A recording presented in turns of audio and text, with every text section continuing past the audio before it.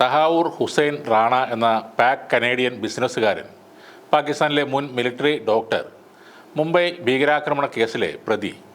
ഇദ്ദേഹത്തെ മുംബൈ ഭീകരാക്രമണം നടന്ന 16 വർഷങ്ങൾക്ക് ശേഷം അമേരിക്കയിലെ ജയിലിൽ നിന്നും ഇന്ത്യയിൽ എത്തിച്ചിരിക്കുകയാണ്. ചരിത്രത്തിലെ ഒരു ഭീകരമായ ആക്രമണത്തിൽ നീതി നടപ്പാക്കുന്നതിലെ ഇന്ത്യയുടെ സുപ്രധാന ചുവടുവെപ്പാണ് ഈ കൈമാറ്റം എന്ന് തന്നെ പറയാം.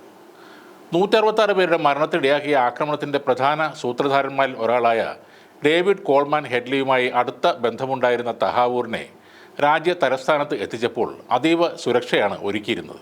1961 പാകിസ്ഥാനിലെ ചിച്ചാവത്നിയിലായിരുന്നു തഹാവൂർ റാണ ജനിച്ചത്. ഒരു സമ്പന്ന കുടുംബത്തിലായിരുന്നു ജനനം. വിദ്യാഭ്യാസത്തിന് ശേഷം പാകിസ്ഥാൻ ആർമി മെഡിക്കൽ കോർപ്സിൽ ക്യാപ്റ്റനായി. പിന്നീട് ബിസിനസ് രംഗത്തേക്ക് മാറി. ഒരു എമിഗ്രേഷൻ സേവന സ്ഥാപനമാണ് റാണ നടത്തിയിരുന്നത്. ലഷ്കർ ഇ തോയ്ബയുമായും ISIയുമായും റാണയ്ക്ക് അടുത്ത ബന്ധമുണ്ടായിരുന്നു. ഡേവിഡ് കോൾമാൻ ഹെഡ്ലിക്ക് ഇന്ത്യയിലെത്താൻ സഹായം ചെയ്തതും മുംബൈയിലെ ആക്രമണ സ്ഥലങ്ങൾ സംബന്ധിച്ച നിർണായകമായ വിവരങ്ങൾ നൽകിയതും റാണയായിരുന്നു.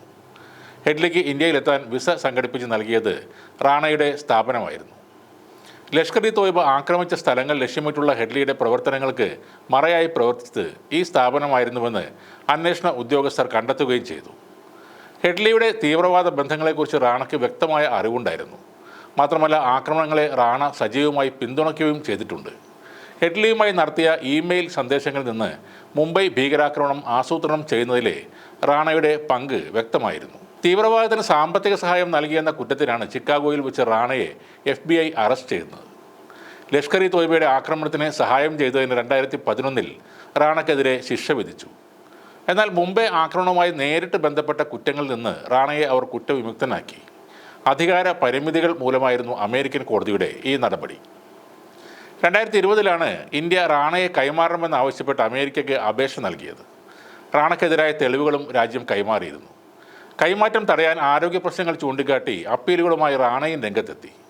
വർഷങ്ങൾ നീണ്ട നിയമ പോരാട്ടങ്ങൾക്കൊടുവിൽ റാണയെ ഇന്ത്യക്ക് കൈമാറാൻ തീരുമാനമായി. ഒടുവിൽ റാണ സുപ്രീം കോടതിയെ സമീപിച്ചു. എന്നാൽ ആ അപേക്ഷയും കോടതി തള്ളുകയായിരുന്നു. ദിവസങ്ങൾക്ക് മുമ്പാണ് റാണയുടെ ഏറ്റവും ഒടുവിലത്തെ ഹർജിയും സുപ്രീം കോടതി തള്ളിക്കളഞ്ഞത്. 2008 നവംബറിൽ മുംബൈ ഭീകരാക്രമണത്തിന് തൊട്ടു പിന്നാലെ നാടുവിട്ട തഹാവൂർ റാണ തൻ്റെ ബാല്യകാല സുഹൃത്തായ ഡേവിഡ് കോൾമാൻ ഹെഡ്ലിയോട് മുംബൈ ആക്രമണം നടത്തിയ തീവ്രവാദികൾക്ക് യുദ്ധത്തിലെ ധീരതയ്ക്കുള്ള പാകിസ്ഥാൻ്റെ പരമോന്നത ബഹുമതിയായ നിഷാൻ ഇ ഹൈദർ നൽകണമെന്ന് പറഞ്ഞതായി United States department of justice പുറത്തിറക്കിയ ഔദ്യോഗിക പ്രസ്താവനയിൽ പറയുന്നു.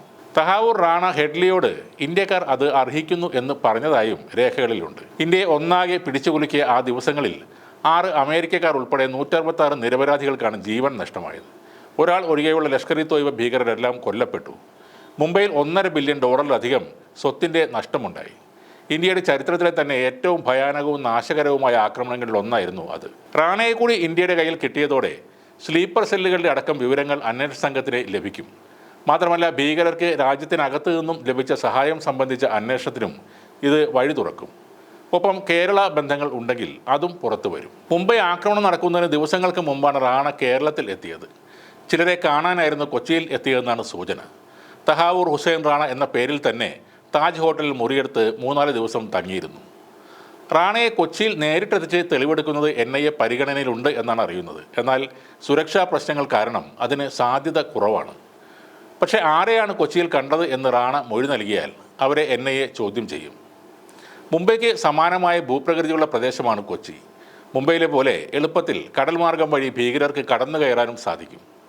കേരളത്തിൽ ഒരു ആക്രമണത്തിന് പദ്ധതി ഉണ്ടായിരുന്നോ എന്നും വ്യക്തമാകാനുണ്ട്. ഒപ്പം കേരളത്തിൽ നിന്നും തീവ്രവാദ റിക്രൂട്ടിംഗ് നടത്തിയിരുന്നോ എന്ന കാര്യത്തിനും കൂടുതൽ വ്യക്തത കൈവരും.